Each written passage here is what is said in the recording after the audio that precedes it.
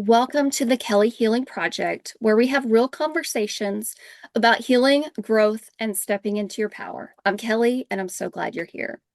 So today I'm joined by an incredible guest, Tim Shurr. Tim is a mindset expert, psychologist, speaker, author, and the creator of the One Belief Away method. So over the past 3 decades, he has facilitated more than 16,000 unconscious belief reprogramming sessions, helping everyone from Fortune 500 executives to high performers break free from anxiety, self-sabotage, limiting beliefs, and what he calls achiever syndrome. Tim's work centers around a powerful idea that many of the struggles we experience today aren't caused by a lack of discipline, motivation, or willpower. Instead, they're often driven by unconscious beliefs that were formed years ago and continue running underneath the surface. He's been endorsed by some of the biggest names in personal development, including Bob Proctor and Les Brown. And his work has been featured on major television networks and TEDx stages. So today we're talking about why smart, capable people still feel stuck, how unconscious beliefs shape our reality, and what achiever syndrome really is, and how changing a single belief can completely transform the way we experience our lives. So, Tim, welcome to the Kelly Healing Project. Thank you so much. Oh, thank you, Kelly. I appreciate that. I will, just for the record, I'm not a psychologist, although people think that a lot of times just because I've been doing the psychology work for almost 40 years. But yeah, I've been working really hard at helping people to experience a sense of success with peace instead of pressure, and removing the parking brakes that are stuck in our brain that we don't even know are there sometimes, so that you can experience more joy and happiness and prosperity. And so I'm really excited that to be on this program with you, and I'm looking forward to our conversation because I know it's going to help so many people. Right. So before we really dive deep into your work, I'd really love to start with your story. So really, what Mhm. led you down into the path of mindset transformation and the unconscious belief work? And really, were there any personal experiences that shaped the work that you're doing today?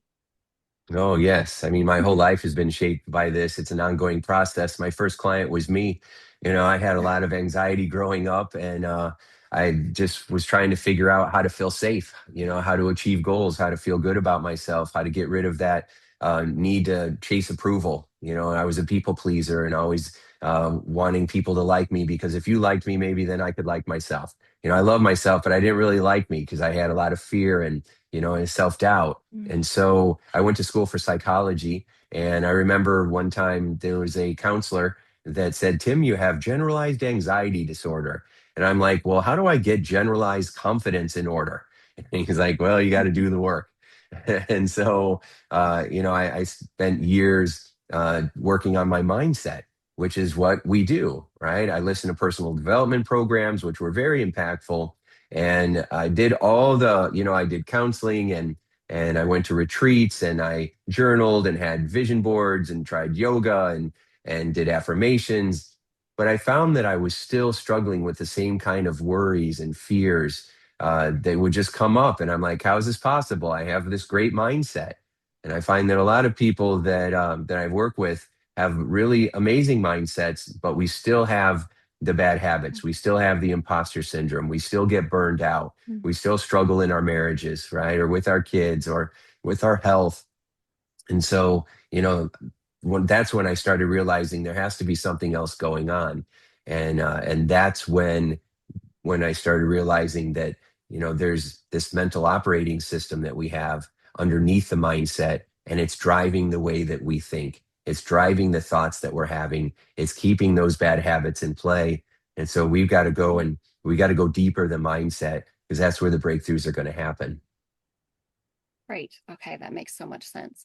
So, for somebody hearing your work for the first time, what exactly is an unconscious belief? Is that the same thing as a subconscious belief, something that they don't know is really there? Yes, yes. So unconscious and subconscious are really interchangeable. People Okay. use them in mostly they think it's the same thing, right? But an Mhm. unconscious belief means that you are not aware of it, right? It is unconscious. It's stored in the library of your brain.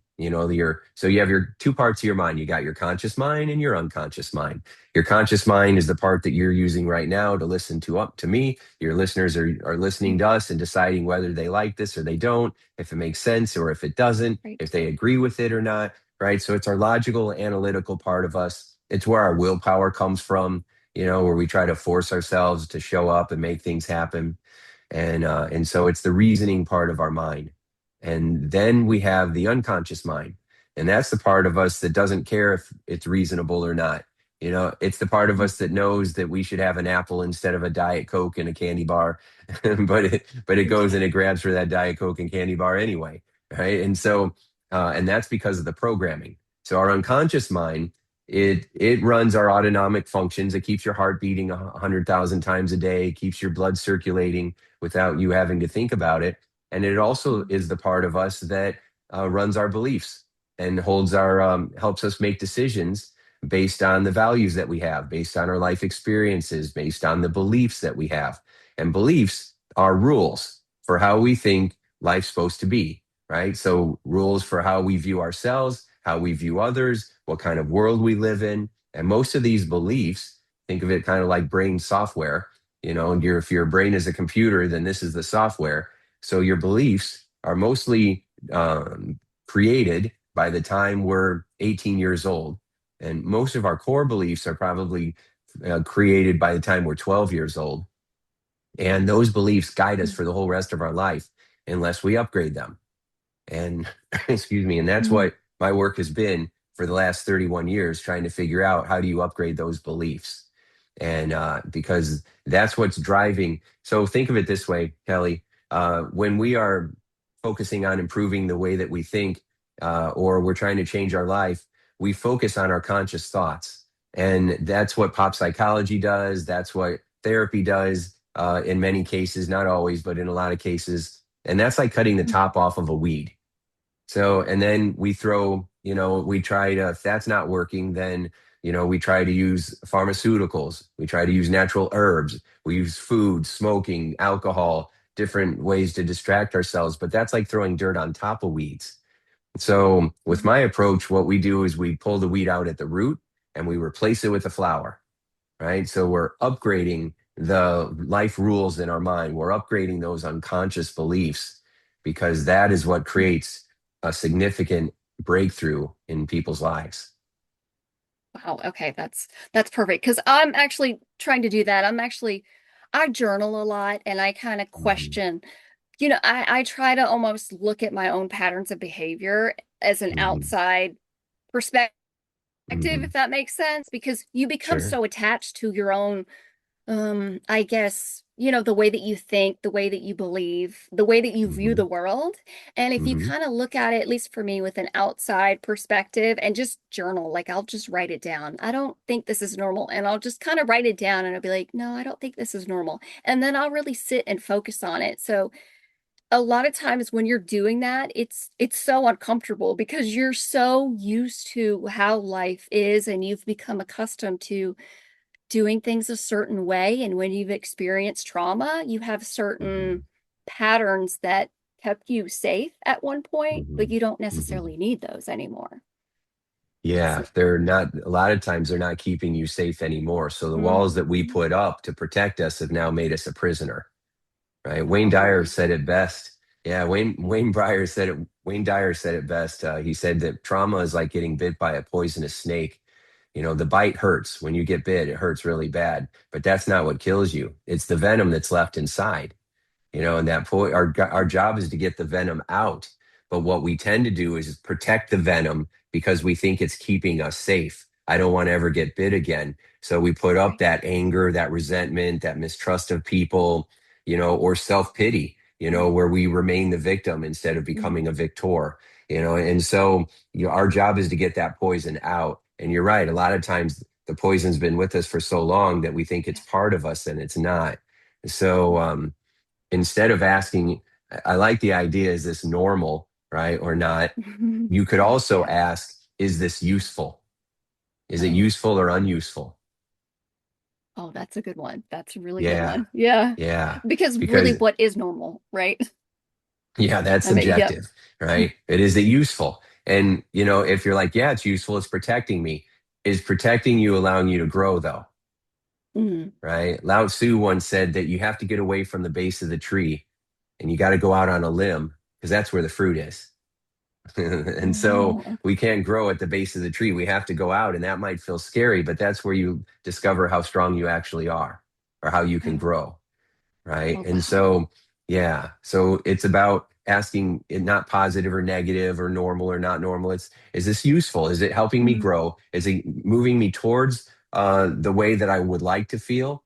The mm, experiences I like right. to have, the person that I like to become, or is it holding me back and keeping me from that? Oh, wow. Okay, that's great. Okay, those are great questions. Yeah. So, Mhm. what inspired you to really start to develop the one belief away method? So that just happened from going through experiences and working with people and recognizing that, one of the tools that I use, I got my degrees in psychology, but one of the tools that I used was hypnotherapy, right? Because it was a Oh, fast way of getting to your unconscious mind. mm, I didn't use it for all like the doing the stage shows and trying to get people under and all that stuff because I didn't feel like that mattered, right?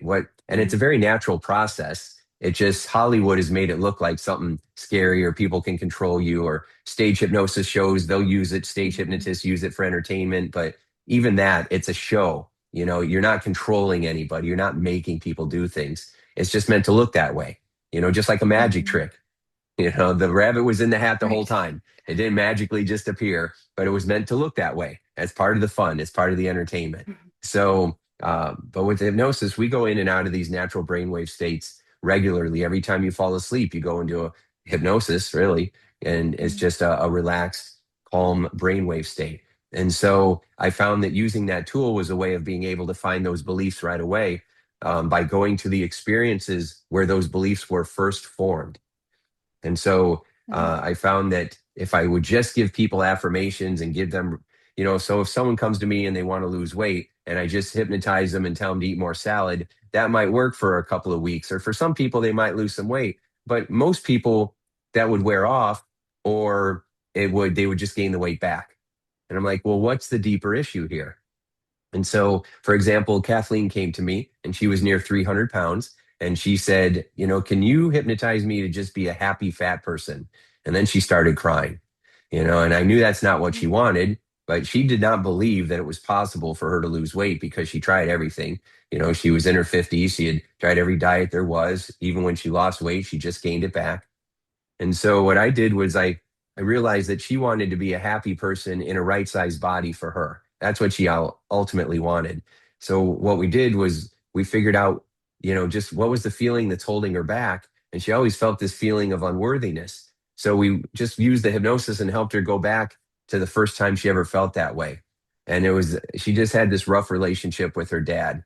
She felt like her dad never really loved her. And so if dad can't love me, then there must be something wrong with me. I'm not worthy mm, of love. And if I'm not worthy of being loved, then I'm not worthy of taking care of myself. And so she had this belief in her mind that she wasn't worthy of being cared for. So every time she tried to care for herself by losing weight, her brain would say, well, that doesn't match and sabotage it. And then she would go right back. She thought she's addicted to sugar, but it's not. She had a belief conflict inside. So instead of telling her to eat more fruits and vegetables, which wouldn't have worked, right. that's like throwing dirt on top of the weeds. What Mm, we did was I helped her to upgrade that belief. I helped her feel like she was more than enough, that she was worthy, that she gets to decide. See, our brains make up these beliefs without our permission and without us even knowing that it's happening. And mm, so, and we're doing it when we're little, when we're young. So we don't have the life experience. We don't have the wisdom that we gain as we get older. And so if we had those resources when we were younger, mm, maybe the situations wouldn't have felt so traumatic. But we don't have those resources. And so it's scary and awful. And it feels like, mhm, ugh. And so when we have that, it gets locked in. So we upgraded those beliefs and then we created new associations. So every time she ate something healthy, every time she made a deposit into her health and happiness account, going for a walk, drinking water, being nice to herself. That was an act of self-love. It had nothing to do with trying to lose weight anymore. We just changed the game, right? Every time she did something Oh, kind for herself, it was an act of self-love. So she said, I'm just going to spend this next year loving myself. mm, And over time, that's exactly what she did. And 10 months later, she was down 144 pounds. wow, Yeah. wow, I that's mean, she awesome. looked like a different, person. So more importantly, she felt like a different person. And that was like 12 years ago because I still keep in touch with her. Wow. And yeah. And so the weight stayed off because she upgraded her beliefs, which took the tiny pieces of her heart and allowed them to put them all back together again. Oh.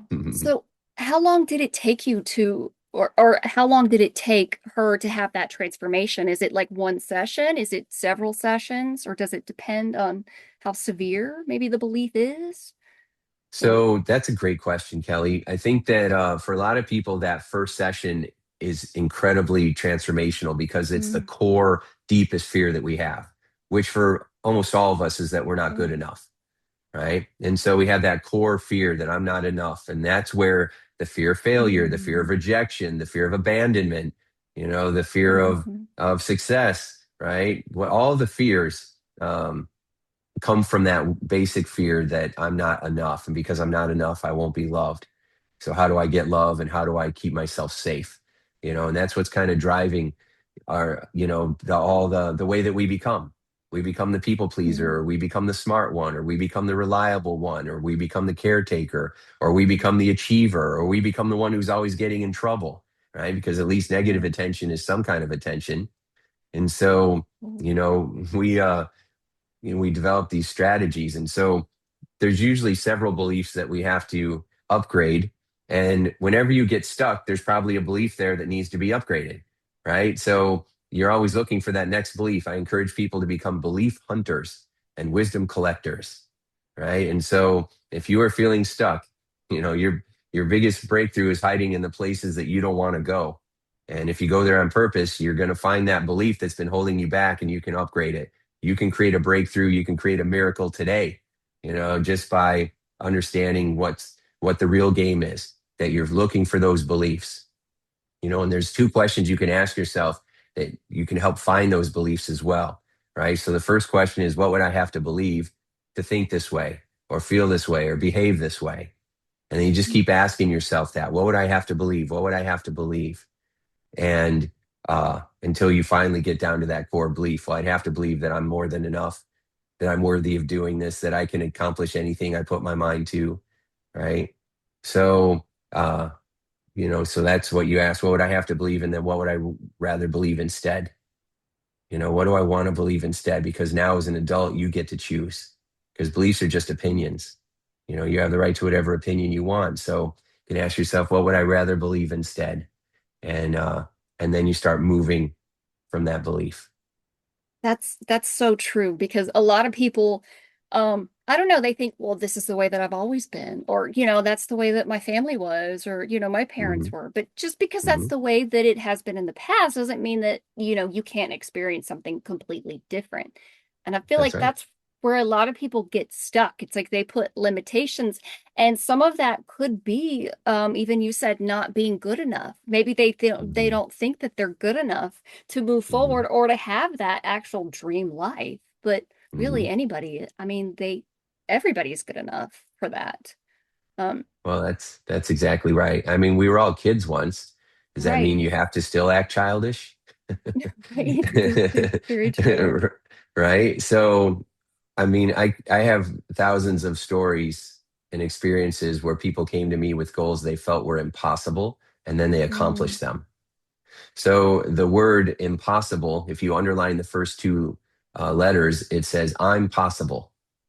Ah. Instead of impossible, it becomes I'm possible, right? So I've seen people double their income. I've watched people lose half their body weight. I've watched people who went through horrific trauma Mm. um, come back from it and excel, and they turn their pain into peace. They took their mess and Mm. they turned it into their message, right? And so the Wow. human spirit is incredible.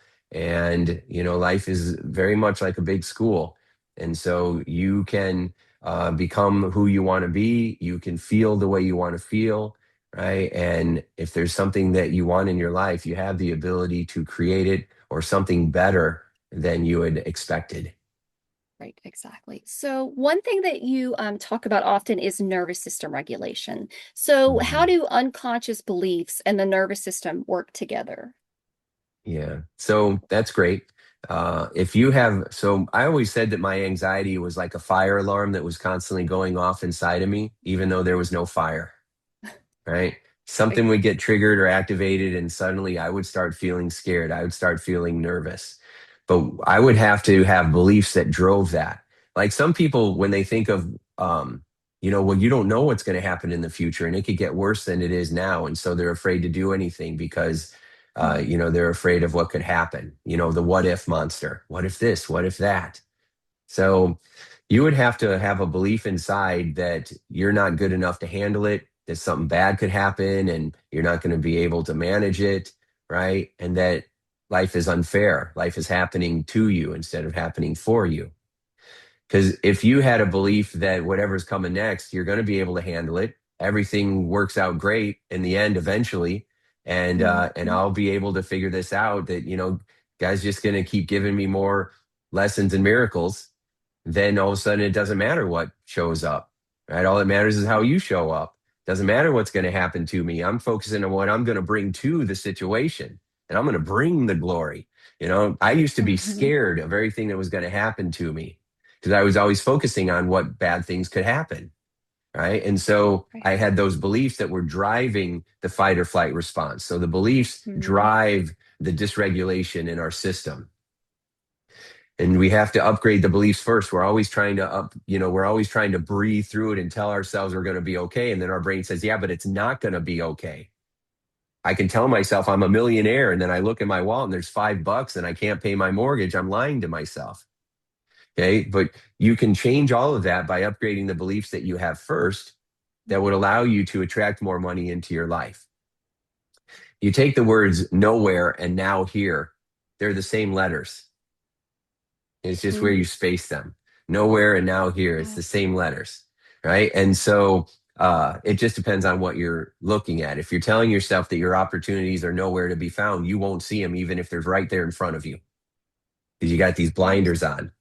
And if you tell yourself that opportunities around me all the time, you'll constantly see them because your brain is looking Right. for them. Your unconscious mind will find them because they're always Right. around. Mhm. Kind of like radio waves. Radio waves are surrounding all of us right now. You just need a tuner to tune in, and then all of a sudden you can play jazz, you can play country, you can play rock, you can play rap, you can play whatever you can play gospel, right? Right here, right now, if you have a tuner and you just tune into the frequency, because the frequencies are all around us right now. You can't see them, hear them, touch them, taste Mhm. them, but they're still here. Okay. Yeah. So your phone will tune into them if you put on the right station. Our brain is a tuner. So we can tune in to these opportunities that seem invisible, that seem nowhere, but we can tune into them. What keeps us from being able to do it is a lack of faith. It's not having the Mhm. right beliefs. And so when Right. you upgrade your beliefs and you upgrade your faith, you start seeing miracles and opportunities around you all the time. Right. I've noticed that with myself. The more that I've upgraded my belief system, it's like the more opportunities or things that I could find that support that. So it's like whatever you believe, the brain will find evidence to support that. Oh, you believe this way? Okay, let's find it. Like, because that's what it's looking for. I don't know. Yeah, Beautiful. That's yeah, exactly right. it's incredible. But so is self-sabotage actually protection in disguise? In your Yes. opinion. Okay, yep. Part of it is protection, and part Mhm. of it is limiting beliefs. Right. So Okay. sometimes we sabotage ourselves. Let's just say that someone has imposter syndrome, right? Which is all of a sudden I get an opportunity to talk to someone or do something, and then all of a sudden I feel like I'm not good enough. I'm intimidated, right? And so I get myself out of that situation so that I don't have to feel the rejection. So I don't have to feel like, Right. yeah, I really wasn't good enough. So I sabotage the situation and Mhm. now I don't have to go there. So that's kind of like a form of self protection, even though is it useful? No, Is it helping you Mm, grow? No. mm-mm. Did you have an opportunity where you could have learned, grown, shine, and discovered that you were way more than you realized? But yes, I could have had that, Right, but you sabotage it. So that would not be a useful belief to have, right? That I'm not good enough or I won't measure up. This is right. how you learn to by getting Hmm. yourself into those situations. So, so I think it can be a form of self-protection, but again, how is it really protecting us by holding us back? Right. I think that we're so afraid of dying. What we should really be afraid of not fully living. Too Hmm. many of us are playing not to lose. And but even when you play that way, even if it feels like you're winning, or it looks like you're winning on paper, you will still feel like you're losing. You Right. know, Yeah.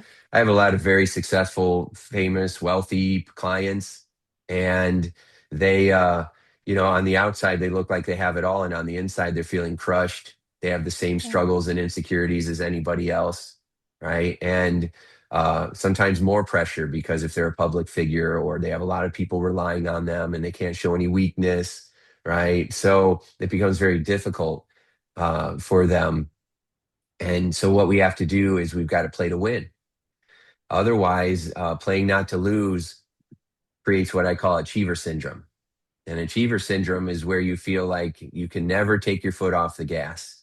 You always have to keep driving forward. And that's what our hustle culture teaches us. Mm. And it's okay to hustle and work hard and get after what you want, but you also have to play smarter. And it's not just about driving forward and pushing yourself into the ground because that's not sustainable. Okay. So achievers will often feel like if I let my foot off the gas, everything's going to fall apart. Someone's going to blindside me. I'm going to miss out on the opportunity that's going to make all my dreams come true. And Mm. so we just can't even relax on a vacation. And so that's driven by the beliefs of not being enough. And so we've got to switch that, upgrade our beliefs, play to win, learn how to regulate our nervous system in new ways. And when you do that, then life you can still excel. You're just going to do it with peace instead of pressure. Okay, wow, that makes so much sense. So, okay, and that was my next question was talking about achiever syndrome. But so how can Hmm. somebody recognize it in themselves? So basically they can't relax or they feel like they Yeah. can't take a break or a vacation. Yeah, I mean that's one way to Okay. know, right? Okay. If you're sitting in a swimming pool and you can't float, you have to start doing calisthenics, and exercising. If you are on vacation and you can't put your phone down, if you are Right. supposed to be with the family and you've got your laptop on your lap, right? If you are constantly telling yourself there's not enough time in the day, if I used to tell myself all the time, I'm running out. I'm running out. Mm, I'm running out of money. I'm running out of time. I'm running out of opportunities. I'm running out of chances. Right. right. And then one day, God just dropped this idea into my head. You're not running out, you're running up. Right. I'm running Oh, up. okay. Yeah. I'm, okay. I'm running up. I got unlimited opportunities. I got unlimited money. I got unlimited time to do the right thing. I've got this moment right here and now where I can choose how I want to feel, right? I Hmm. can choose it.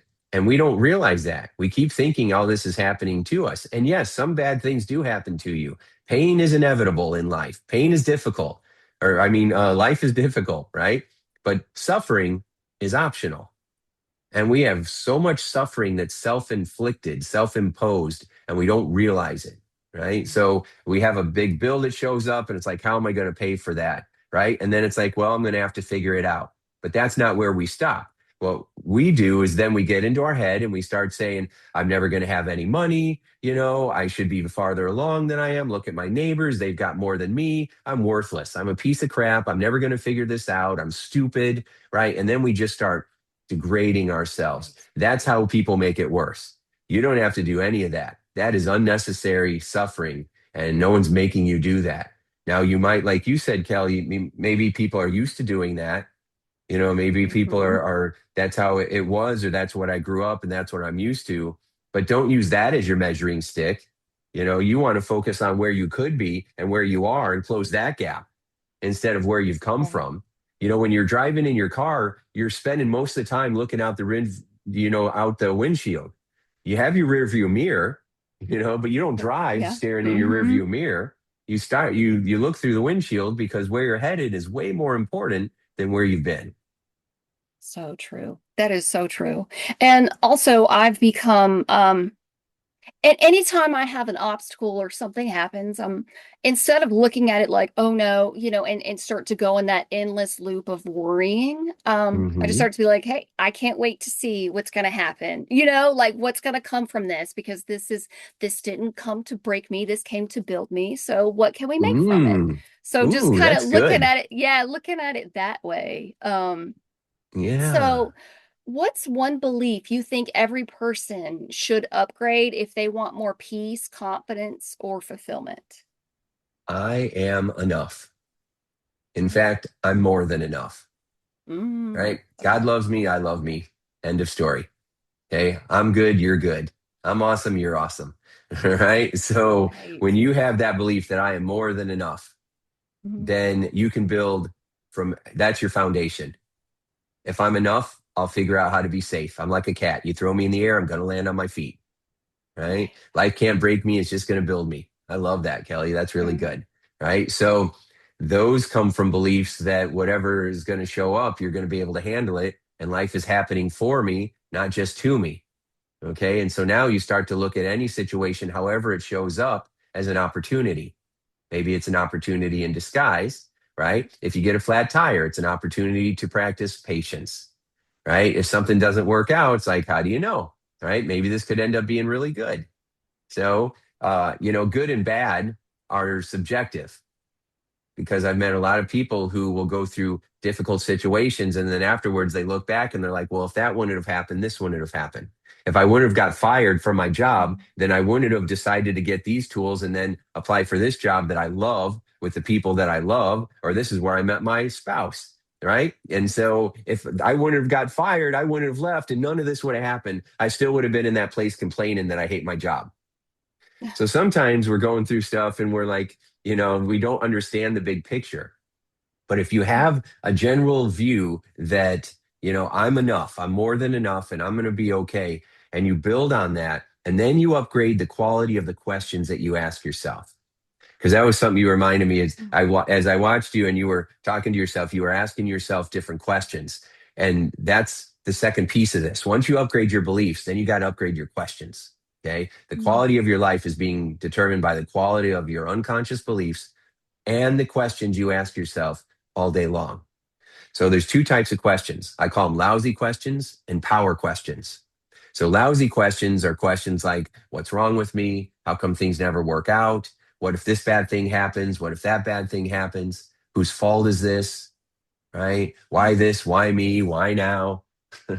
Okay. They take away our power and they Mhm. get us to focus on what we're afraid of. And where your attention goes, your energy flows.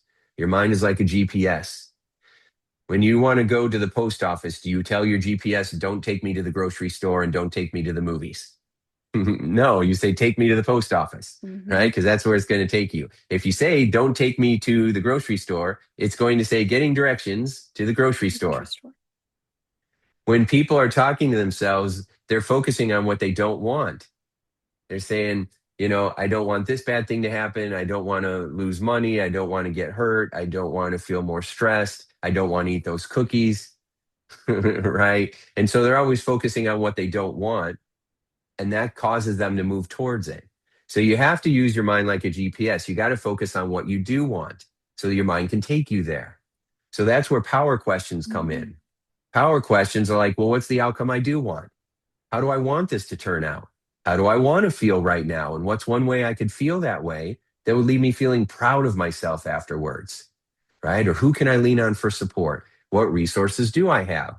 Like this podcast Mhm. with Kelly, which everybody is going to go give this 5 stars and share with their friends and subscribe so that more people can hear this so that the world can become a brighter place. Right? Mhm. So when you ask yourself power questions like that, how can I make this more fun?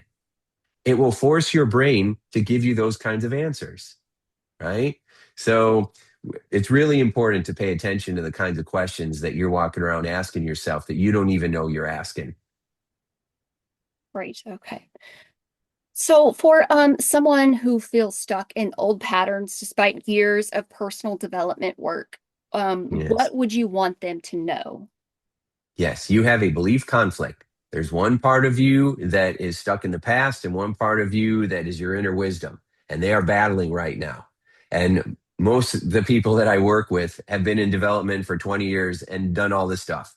They walked on hot coals Mhm. and did the journaling and have done all kinds of personal work and therapy, but we still sometimes feel stuck. Part of that is just the growth journey because we're going to keep growing until we go on to the next adventure, and so we're going to have that growth journey. But if you want to break through really quick, you got to realize that you just have a belief conflict. There's some belief in there and you have not got to the root of it. You've just been cutting the weeds off no matter how much you've worked on it, and this one belief away method will get you to the root of it very quickly so you can finally have that breakthrough that you're looking for. And if you feel like you go through that experience and you're still stuck, it just means that there's another conflict in there, right? So one part of me wants to grow and have more success, but there's another part of me that's afraid that I'll lose family time or I'll lose love.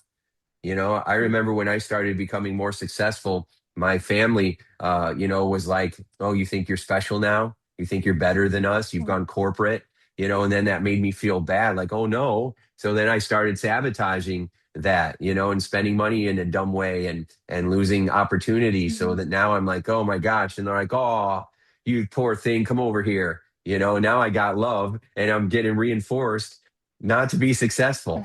And nobody really knows they're doing this. They were just, insecure because of what was going on inside of them, right? They weren't trying to actively sabotage me. They were just, their own insecurities were coming up. We all are wounded children inside, and we're playing these games and we don't even know we're doing it, right? Because nobody's really taught us about unconscious beliefs. Most people have never heard the things that I'm talking about. So thank you for having this program and doing what you do. You're a light in this dark world, and so it's important that when you hear this and you understand this, you share it with others because most people are not hearing this. Right. Okay. One thing, so you talked about how you self-sabotaged when your family, I guess they had their own belief systems, maybe that didn't line up with you. So, Mhm.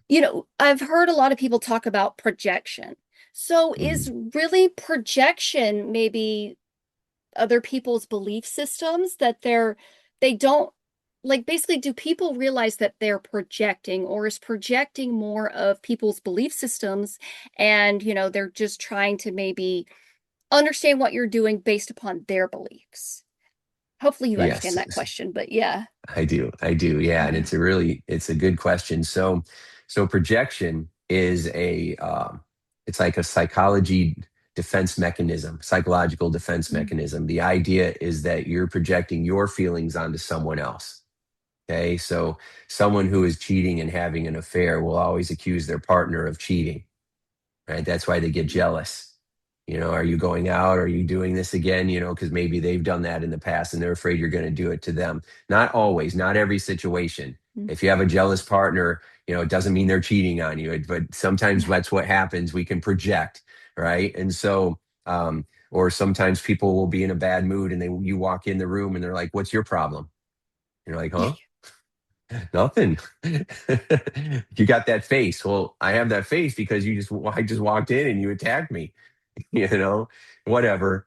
Okay. So sometimes people will take our feelings and will project it onto someone else, or you have people that will say, "You can trust me. You can trust me." And whenever somebody says, "Trust me, you can trust me," don't trust them. Right? Because they're projecting these insecurities onto you, onto other people. So that's what projection is. So when um if and of course that comes from your beliefs. We're all a set of beliefs, right? So we're all influencing. So everything that we do is coming from the beliefs that we have, even if we don't realize it. And so definitely if you're projecting feelings, it's coming from your belief system. So, that's why you always got to try to own the situation and saying, what part of this am I playing? because a lot of times we want to blame it all on someone else. So let's say that you have an abusive spouse and they're always yelling at you, okay? And you're like, well, I am being yelled at, or I have to show up this way, or I could be in harm's way. Yes, but you have a role to play in this. You're staying, you're allowing that to happen, Mhm. right? For whatever reason, you're playing a role in this. Where there's always two parts, and if you really want to have a better life, you have to own your stuff. You can't just blame everybody else, and you got to stop beating up on yourself. You just got to own it. You got to take responsibility, and usually you need someone to help you to learn how to do that because we can't see our own blind spots. It's hard to find our own limiting beliefs. So you need help. You need encouragement from somebody else, to be able to figure out what's going on inside of you. But you got to decide that, the first thing I'm going to do is I'm going to start taking ownership of my feelings and my beliefs.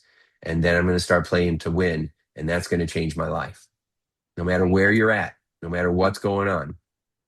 Right. That's perfect. So is it possible that you could share another client story where you changed one belief and it created a dramatic shift for this person? Yes, there's so many. Okay. I tend to tell some of these stories that are just so crazy but they're true. It's just Yeah. so crazy. Like Joe came to me because he wanted to um, be better at sales, right? Mm, So this was before COVID, and he had come to me to because he was struggling to sell even a couple $100,000 in service and products for his national company. And so he came to me. Now I could have taught him a lot of sales tools and techniques and stuff, but I realized that it's our beliefs that are holding us back. It's like we're a high performance person, but we've got this parking brake set and it's creating this drag. And if I just release that parking brake, you can take off.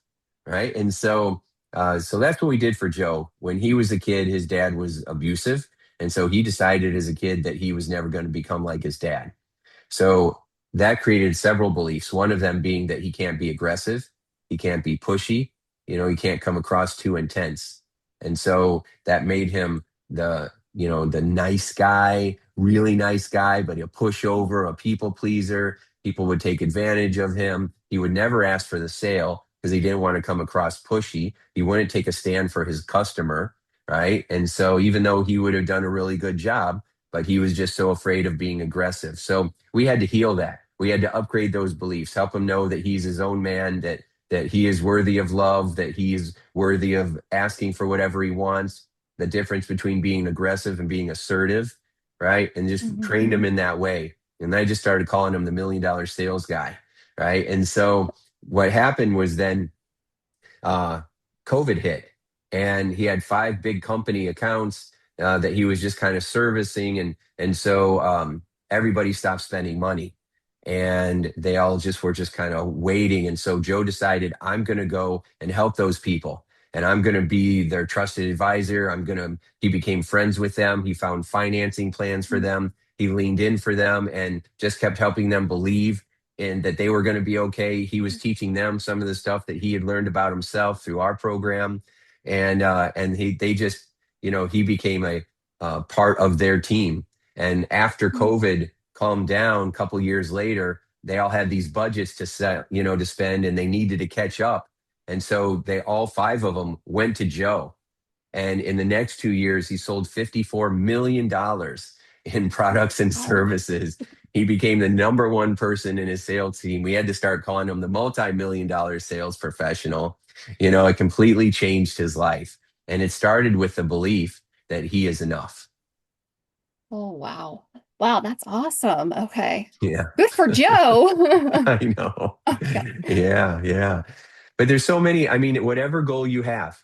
I've helped people repair their marriages. I help people repair their self-esteem, every possible trauma you can Mhm. go through, losses, deaths, divorces, injuries. One kid rolled into my office in a wheelchair. He was 18 years old.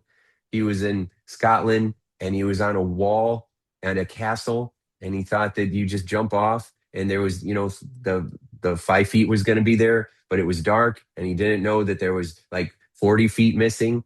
And so he just jumped off Wow. and fell and hit the ground and paralyzed himself. And Oh, his parents bring him in, and he had a really great attitude, but he just wanted a little bit more, confidence. And yeah. and then he got it. And he was amazing. He inspired me. right? And here's a kid that's going to be in that wheelchair, forever until, or at least until the technology and AI and everything gives him ability to walk again, which I bet in the next 10 years will probably happen. Hmm. So, yeah, we live in scary times, but also very exciting times. And it just, there's flowers and weeds in every garden. What are you going to water? With your Oh, attention. You're going to water the flowers, you're going to water the weeds, because whatever you water, you're going to get more of that. yeah, exactly. Whatever you water is going to grow. So just be careful what you're watering. Mm-hmm. Like your mind is so powerful, and I think a Mm-hmm. lot of people just don't realize, yeah, that they put themselves almost in a prison at times, and they don't have to. They can free themselves. They don't Yes, have to stay there. that's right. They were found guilty, but they didn't have all the evidence. And so you got to Mm. have a new trial, and Oh, discover that you were innocent the whole time so that you can set yourself free, and the prison bars are the beliefs. And you have the keys in your pocket, you didn't even know it. Right? Or you know it, but you didn't know you were allowed to free yourself. I didn't know I was allowed to love myself. I would chase the approval of others so that they could like me, so that I could like me. I didn't realize that I could hmm. just go right to me and like me. I could go right to the Yep. source. When you chase something, it runs, right? So when you chase approval, when you chase success, when you chase money, when you chase happiness, it runs. What you have to do is attract it. You got to draw it to you, right? And you draw it to you by upgrading your beliefs, by realizing I'm already abundant, I'm already enough, I'm already, worthy of love and worthy of peace and worthy of success. And then all of a sudden, you start to notice other opportunities that show up and you start taking advantage of them. I could share one quick story about that if you'd Oh, like. go ahead. Yeah, sure. So I remember talking to Joe Vitale. He was in the movie The Secret, and like the king of law of attraction and stuff like Mm. that. And so I've had many conversations with Joe. And one time I asked Joe, I said, Joe, do you think some people are just luckier than others? Because it seemed like Joe was just having all this luck, even though he had a hard life. He was homeless at one point. He's in his 70s now, and everybody loves him. But I was having a hard time. COVID knocked out a big part of my business. Like 90% of my business was just gone because I was Mm. working with clients, and my biggest client was a hospital. So they just stopped, what they were doing, and because of Mhm. COVID. And then nobody was coming into my private practice. And, so I was just sitting there, and I'm like, do you think some people are just luckier than others? And he said, well, Tim, I hesitate to answer this because there's so much victimhood in the question. And I'm like, oh no, Joe knows I'm acting like a victim. And he said, but let's just say that there are some lucky people out there in the world where luck just flows into their life. Why don't you just decide that you're one of them? And I'm like, is that allowed? Can I do that? Yeah. He's like, why not? And actually, he was like, yes, you can, And so I'm like, okay, well, I'm one of the luckiest people on the planet then. I'm a lucky person. Okay. Mm. Now, I told myself that. And most people would say, okay, I'm a lucky person. And then, they get up and they stub their toe. They're like, oh, whatever, that's stupid. It's not going to work. Okay. But I didn't. I said, I'm a lucky person. And then I made that a new question. That became a power question for me. I'm in a situation. How would a lucky person handle this? If I'm Mm. lucky and things just work out for me, what would be a bold move that I could make? And I'm like, what would be cool is if I put together a summit, a legend summit, and brought all these cool people together, right? And then I could meet my heroes, and I could have this amazing experience, and I could share it with the world and help people with COVID, right? Who do I know? And then because of that, I asked Joe, hey, can you introduce me to this person? And can you introduce me to that person? And that's how I met all those people and brought them together for this legend summit. Bob Proctor and Les Brown and Brian Tracy and Ken Blanchard and Seth Godin, and I mean, you name it. Tommy Hopkins. I mean, if they were famous, I was connecting with them, and it was incredible. And it all happened because I decided not just that I was lucky, but I started taking action based on that idea. And because I kept taking those actions, my luck increased. I just kept getting more yeses and Mm. more opportunities. Do I still have problems? Yes. Do I still have pains? Yes. Do I still get frustrated? Yes. But I don't get stuck in it, and it doesn't last weeks and months. It might last a few minutes, and then I shift. I get my shift together, And then I'm back in the zone again, thinking, what else, can I feel lucky about today? Oh my gosh, that's awesome. I love that. Yeah, what would a lucky person do? Or yeah, how would a lucky person respond? That's perfect. Yeah. So if listeners remember only one message from today's conversation, what would you want it to be? That you truly are already more than enough. That whatever it is that you want, it's probably already inside of you. You might need to develop some skills or create some new contacts or move into new spaces so that you have new opportunities. But it's probably just some parking brakes that need to be released because what you need is all the love and talent and beauty is already within you. You were born that way. And you're just one belief away often from your next big breakthrough. So play to win, focus on you, and upgrade your questions. So when you do that, you're going to find yourself bringing the joy and bringing the glory. Oh, wow. Great. So where can people connect with you and learn more about your work? So I'm on social media. If you just look up timshurr.com or Tim Shurr. If you want some private coaching or you want to look at some of the programs and books, my books are on Amazon. One Belief Away, Get Out of Your Way, things like that. Or you can go to Indie Hypnosis. That's my old coaching site, but you can still contact me that way. So INDY like Indianapolis, indiehypnosis.com, and reach out. And I'm happy to hear from you. All right. Well, thank you so much, Tim. I really appreciate your insight and just all the stories that you've shared. And we just thank you so much for being here. Oh, thank you, Kelly. I really enjoyed our time. Thank you. So, thank you for listening to the Kelly Healing Project. Remember, healing is not about becoming someone new, it's about reconnecting with you, with who you truly are. Healing the past, empowering your future. I'll see you next time. Thank you so much for listening. Bye bye.